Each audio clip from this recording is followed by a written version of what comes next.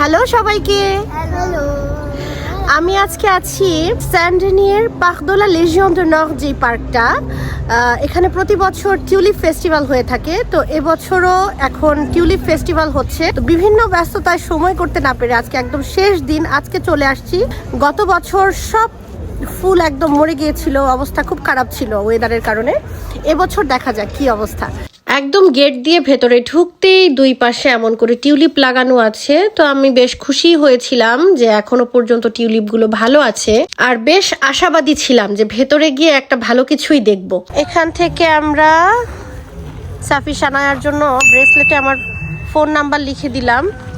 যদি কখনো এমন হয়, সিকিউরিটি ইস্যু হয়, বাচ্চারা কোনোভাবে হাতছাড়া হয়ে যায়, ওদেরকে যেন সহজে খুঁজে পাওয়া যায়, এখানে একটা একদম ব্যবস্থা করেই দেওয়া হয়েছে। পার্ক থেকে ঢুকেই প্রথমেই ব্রেসলেট লাগাতে হচ্ছে। পার্কে কিছুটা ভেতরে যেতেই দেখলাম এখানে বাচ্চাদের জন্য রোলার স্কেটিং করার ব্যবস্থা ছিল। তো আমরা আর সেখানে দেরি করলাম না, একটু সামনের দিকে চলে গেলাম দেখার জন্য যে আর কি ব্যবস্থা করেছে। এখানে দুইটা ছোট ছোট স্টল নিয়ে, একটার মধ্যে বাচ্চাদের জন্য ক্যাসিনো, আরেকটার মধ্যে সায়েন্স এক্সপেরিমেন্ট কিছু একটা দেখানো হচ্ছিল। তো সেসব কিছুতেও বাচ্চাদের এত বেশি লাইন ছিল, তাই আর আমি কোথাও দাঁড়াইনি। আর এই তো এখানে খাবারের ছোট ছোট স্টল বসেছিল, বসার অনেক জায়গা ছিল।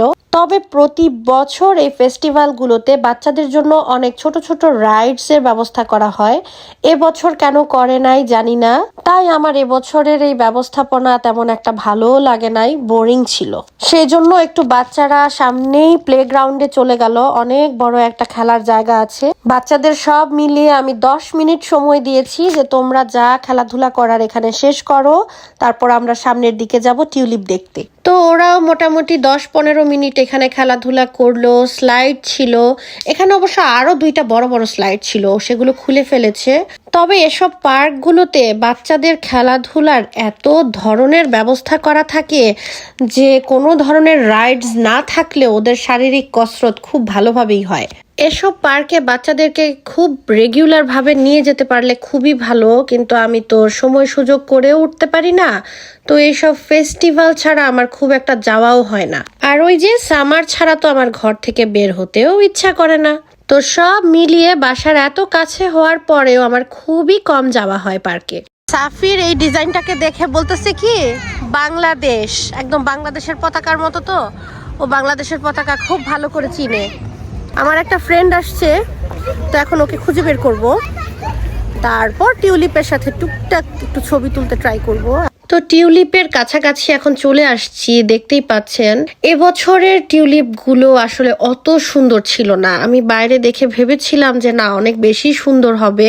তারপরও গত বছরের চেয়ে এবছরের ফুলের কন্ডিশন কিছুটা ভালো। তবে সর্বশেষ আমরা টিউলিপ ফেস্টিভ্যালে খুব ভালো সুন্দর টিউলিপ পেয়েছিলাম 2019 সালে, করোনার ঠিক আগে। এরপর করোনার সময় কয়েক বছর ফেস্টিভ্যালটা বন্ধ ছিল, আর এরপর এখন যতবারই এই ফেস্টিভ্যাল করা হচ্ছে টিউলিপগুলো অত বেশি সুন্দর আর আমরা কখনোই পাই নাই। তবে হ্যাঁ, টিউলিপের আসল সৌন্দর্য আমরা দেখেছিলাম নেদারল্যান্ডসের কোকেনহফে। যারা ইউরোপে থাকেন এখনো কোকেনহফে যাননি, অবশ্যই একবার গিয়ে নেদারল্যান্ডসের কোকেনহফটা ঘুরে আসবেন। আমার ফ্রেন্ড চলে আসছে ফারজু, আমরা অনেক ছবি তোলার চেষ্টা করলাম। আজকে ফারজু আরো বিপদে আছে, আমার দুইজন ছবি তুলতেই দিচ্ছে না, বাচ্চারা একদম খেলাধুলার মধ্যে পড়ে গেছে। তারপরও চেষ্টা করেছি যতটুকু সম্ভব ছবি তুলতে। এই তো মানুষ মোটামুটি কম আছে কালকের চাইতে। ওই তো কালকেও ছিল, অনেক ছিল। কালকে মূলত এই অনুষ্ঠানটা শুরু হয়েছে, যে ফেস্টিভ্যালটা বলে টিউলিপ ফেস্টিভ্যাল, মূলত কালকে শুরু হয়েছিল, আজকে শেষ হয়ে যাবে। এই 2 দিনই থাকে। সাফির সানায়া আবার একটু খেলাধুলা করলো। এরপর আমি কিনলাম সুহোজ। সুহোজ অ্যাকচুয়ালি একটি স্প্যানিশ এবং পর্তুগিজ খাবার, কিন্তু ফ্রান্সের যে কোনো ধরনের ফেস্টিভ্যালে এই সুহোজটা একটা মাস্ট হ্যাভ। যে কোনো ফেস্টিভ্যালে যেখানেই যাই না কেন সুহোজ তো খেতেই হবে। এরপর আমরা গেলাম বাঘবা পাপা কিনতে। বাঘবা পাপা কি বলেন তো? হ্যাঁ, ঠিক আন্দাজ করতে পেরেছেন, বাঘবা পাপা হচ্ছে হাওয়াই মিঠাই। বাঘবা পাপা নামটা কিন্তু শুনতে খুবই ফানি লাগে আমার কাছে।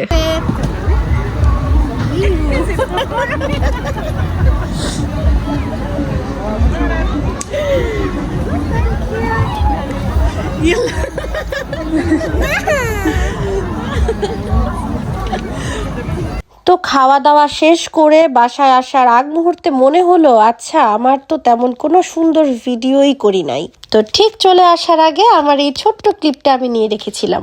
আজকাল তো কেন যেন স্পেশাল করে নিজের জন্য তেমন কোনো ভিডিওই বানানো হয় না। আমাদের ফেজ টিউলিপে মোটামুটি ঘোরা শেষ হয়েছে। এবছরও টিউলিপ অত বেশি ভালো হয়নি। গত বছর তো আরো খারাপ অবস্থা ছিল, এটা খুব সম্ভবত ওয়েদারের কারণেই। আমার আজকে টিউলিপ ফেস্টিভ্যালের ব্লগ আমি এখানেই শেষ করছি। সবাই অনেক অনেক ভালো থাকবেন, আমার ব্লগগুলো দেখবেন, শেয়ার করবেন, ফলো করবেন পেজে, ইউটিউব চ্যানেলে সাবস্ক্রাইব করবেন। অনেক অনেক ভালো থাকবেন। আল্লাহ হাফেজ।